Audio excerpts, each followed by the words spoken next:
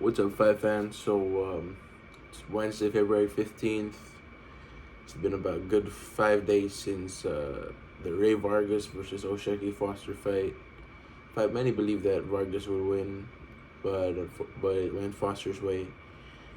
And ironically, the taller guy was the one that was beaten to the jab.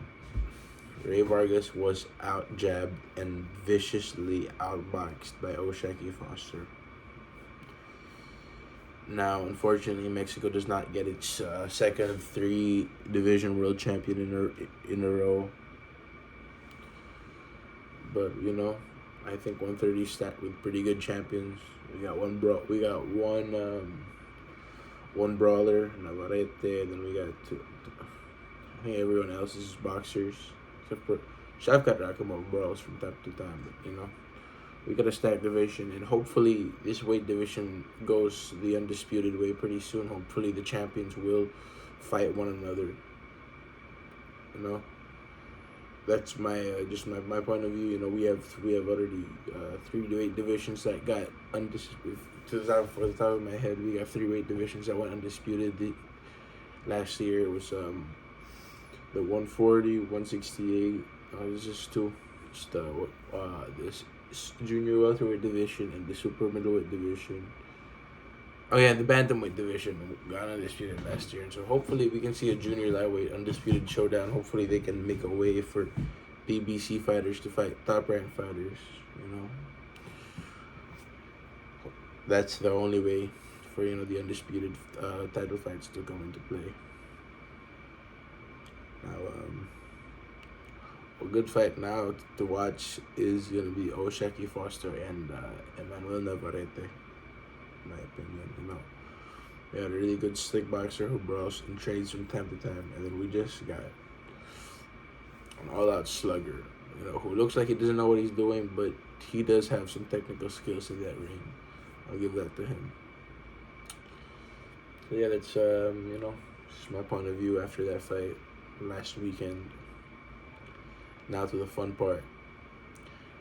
We got Gervonta Tank Davis and Ryan Garcia looming on the horizon, but there's nothing yet about a contract signed, nothing, because there's always something holding the fight back. When this starts to be announced, there's always something. Right now we got a picture of Tank Davis in a wheelchair.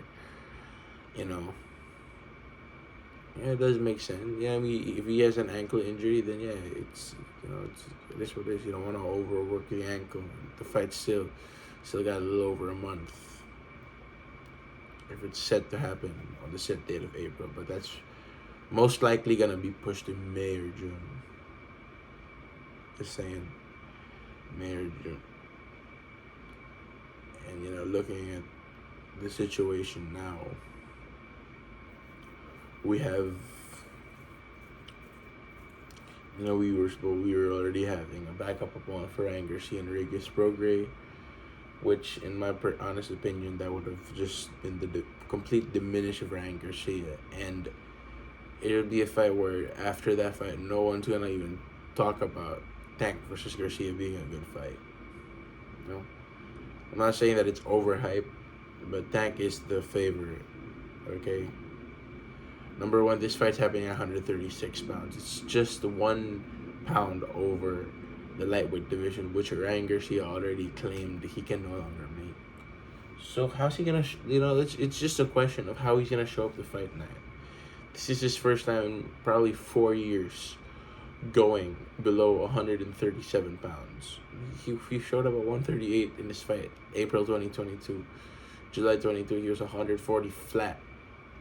So let's just see, if you can get rid of the extra 2 to 4 pounds and still, rehydrate for a monster like Gervonta Tank Davis. So the catch weight itself is already in favor of Tank Davis, and honestly, in my opinion, because of the catch weight, the fight's gonna end shorter and much earlier than it was originally supposed to. Okay, this could have been the 12th round KO, 10th round KO, 11th round KO.